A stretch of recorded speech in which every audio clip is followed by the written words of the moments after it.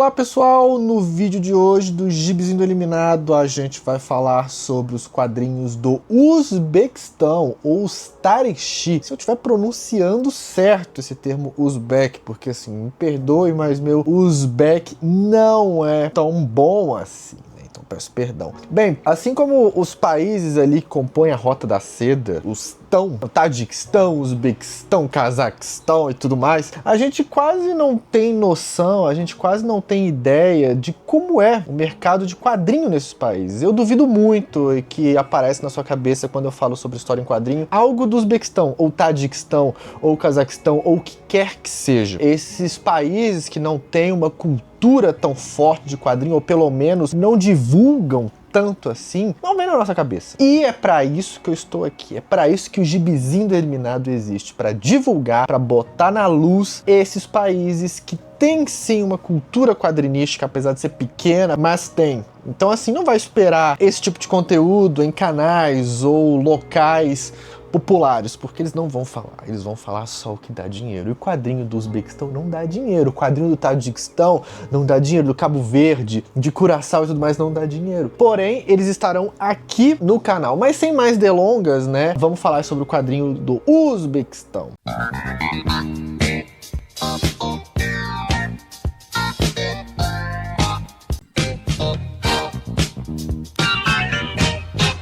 Para quem não conhece, eu sou o Matheus Calço, eu sou professor de teoria dos quadrinhos, dou aula sobre mangá, dou aula sobre as características básicas dos quadrinhos e um monte de coisa relacionada a gibi. Eu tenho um projeto, né, uma série de vídeos chamado Gibizinho do Eliminado, que começou em 2022 com a Copa do Catar. E o que é o Gibizinho do Eliminado?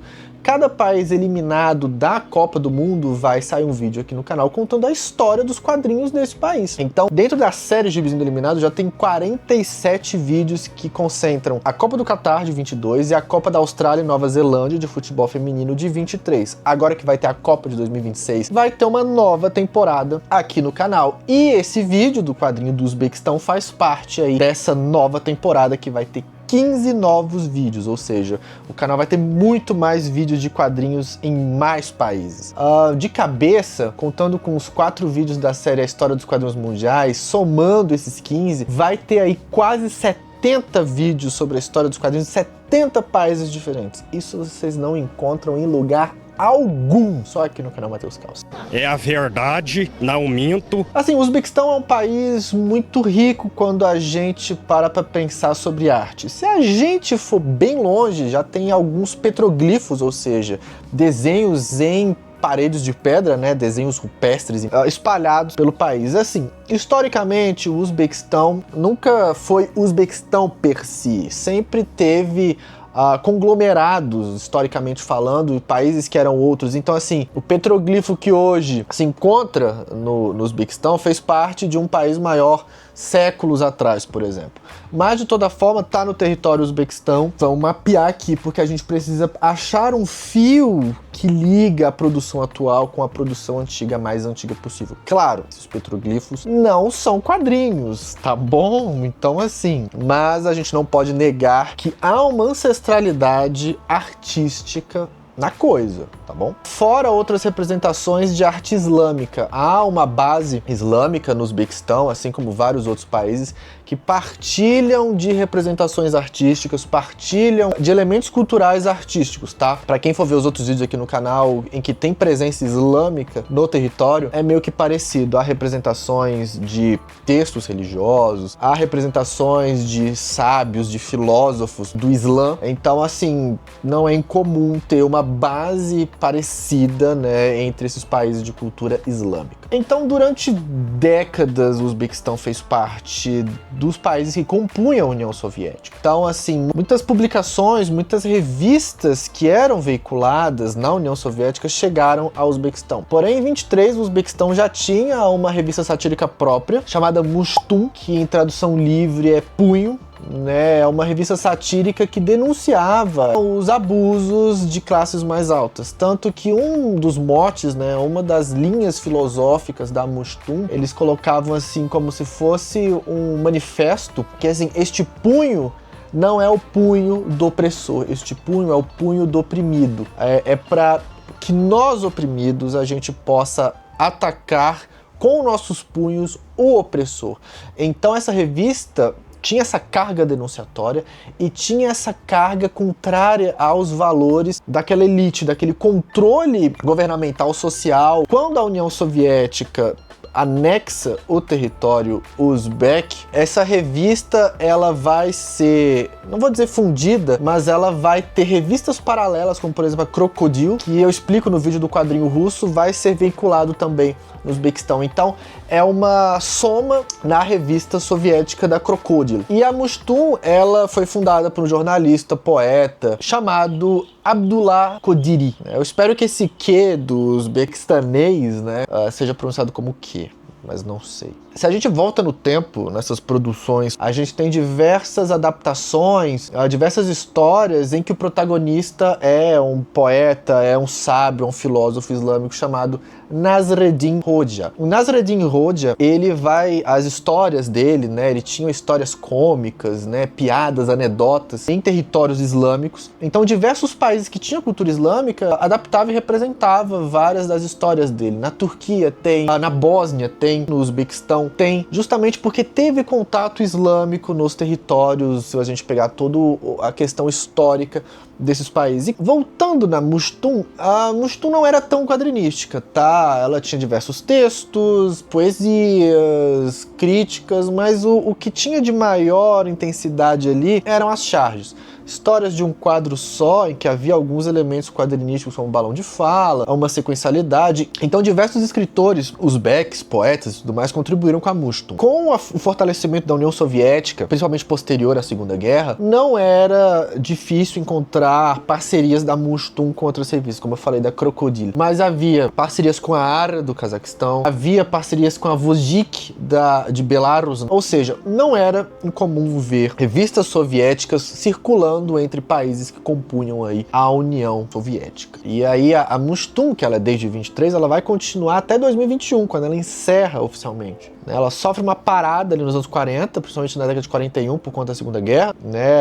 Vai ter também uma mudança ideológica soviética acerca da arte, acerca dos quadrinhos. Começa a ter mais enfoque no realismo soviético. Isso é um problema muito sério, que eu comento na história do quadrinho russo. E aí ela tem uma pequena pausa, a Mushtun. Ela muda o estilo de arte, o estilo de desenho, posteriormente. Não segue tanto a linha dura do realismo soviético, tem um aspecto mais cartunesco, mas há umas mudanças aqui e ali da coisa. Mas a Mushtun sempre se manteve na sua tradição humorística, tá, gente? Então, é meio que isso. Por conta dessa presença forte da União Soviética e revistas soviéticas, não teve muito um desenvolvimento próprio, né? Era mais consumido desses outros países que tinham um mercado, que tinham uma tecnologia mais forte. Vai acontecer com outros países soviéticos, países da Tchecoslováquia, da Iugoslávia, vai acontecer coisas parecidas. Para quem for ver o vídeo da Bósnia, há uma coisa parecida, ou da República Tcheca também. Só que cada um tinha uma perspectiva diferente, uma condição diferente do Uzbequistão. Eles tinham mais dinheiro que o Uzbequistão, eles tinham mais tecnologia que o Uzbequistão. Então, mesmo sendo veiculados revistas de outros países, né, dentro desses países que eu comentei, ainda assim eles mantiveram uma produção própria, diferentemente do Uzbequistão, que não teve muita força nesse quesito por motivos que eu não encontrei. Na minha pesquisa não achei, então fica aí um mistério. Quem souber e comentar aqui já vai me ajudar posteriormente se eu fizer um disclaimer ou um outro tipo de vídeo paralelo a esse. Então a gente pula para os anos 90, já o enfraquecimento da União Soviética, muitas mudanças, né? Os países se desanexam da União Soviética, vai tendo os países cada um por si, Iugoslávia acaba, Tchecoslováquia acaba e por aí vai. Nos anos 90 começa a ter mais presença americana, nesse formato de quadrinho americanizado, de super-herói e tudo mais em territórios que até então faziam parte da União Soviética. Aconteceu a mesma coisa no Uzbequistão. E nos anos 90 começa a aparecer os primeiros quadrinhos nessa roupagem. E um pouquinho antes do fim da União Soviética aparece um título chamado Cosmic Detective, pelo Suren Avakian, desenhado pelo Vladimir Kim, com uma tiragem de 100 mil cópias. Era um quadrinho sci-fi, de exploração espacial, no melhor estilo desses quadrinhos italianos, de aventura, de presença de crime e tudo mais. Então o quadrinho não usa balão de fala e usa o sistema de legenda embaixo. A trama do detetive cósmico é um cara que é teleportado para Marte no século 25, e ele tem que lidar aí com traficantes de armas, com traficantes de vários sistemas que tá aí em Marte. Então tem porrada com robô pirata, com várias dessas coisas chavões, assim, no sci-fi. Então desde pelo menos 2010, assim, com o advento da tecnologia, as redes sociais e tudo mais, o quadrinho Uzbek vem tomando forças mais interessantes. A presença da internet facilita ela ser espalhada por outros países para chegar em mais pessoas, né? Então a produção tá focada muito assim no digital. É mais barato, né? Não tem custo de impressão nem nada, então pode chegar a outros países, a locais diferentes. Dentro dessas séries aí pós 2010 eu destaco a Shubular, de Izomidin Eshonulov, que é voltado para um público mais infanto-juvenil. Tem outra que é o Ursula Bitgi, do mesmo autor, que é uma aventura fantástica entre o bem e o mal. Tem uma questão aí de dicotomia. E a gente consegue perceber a diferença no estilo da Shubular, que tem esse cachorrinho simpático, e da Ursula Bitgi, porque são temáticas diferentes. Uma é mais aventuresco, né, para criança, e outro já tem uma questão mais do bem e do mal, tem um aspecto mais sombrio, podemos dizer assim. O Izomidin é um cara aí versátil nas temáticas e consegue transitar em diversos estilos com seu estilo de desenho característico. Porém, aqui na Bitg a gente vê essa pegada mais dark, essa pegada mais obscura, e o estilo de desenho dele fica num tom mais pesado, podemos dizer assim, é mais soturno. E aí com a temática do super-herói, que é bastante popular hoje em dia, né, principalmente aí com essa questão dos filmes da Marvel, essas adaptações de quadrinhos americanos e tudo mais,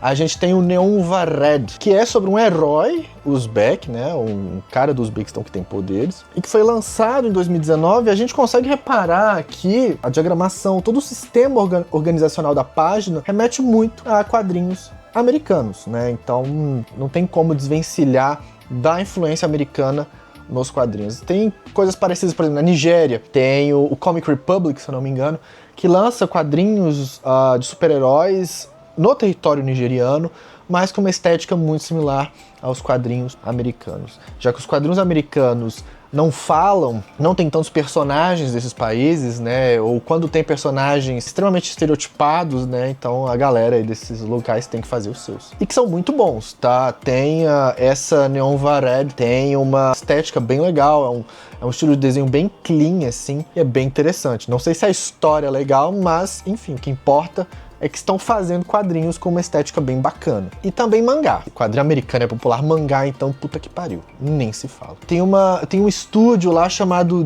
GT Studio, que ele funda, né, uma subdivisão focada em quadrinhos, chamado Tokyo Group. E dentro desse guarda-chuva, dentro do Tokyo Group, vai aparecendo quadrinhos aí com uma estética mangazesca, né? Uma estética aí próxima do quadrinho japonês. E aí também com esse advento de crowdfunding, né? Com o advento aí de financiamento coletivo, lá e cá aparecem projetos buscando financiamento para viabilizar publicações e lançamentos de quadrinho Uzbek.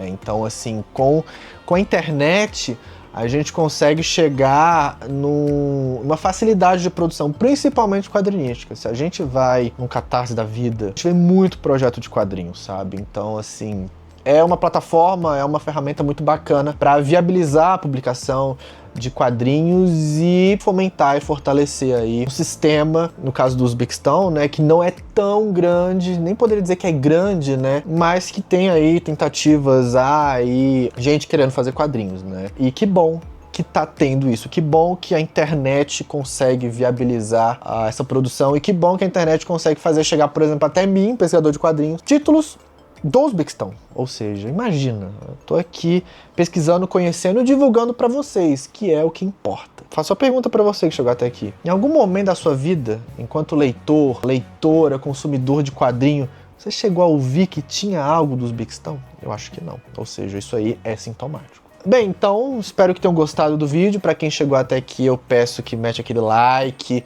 que compartilhe o vídeo, que vejam os outros capítulos, né, os outros episódios do Gibizinho do Eliminado das outras temporadas. E espero você no próximo vídeo do Gibizinho do Eliminado.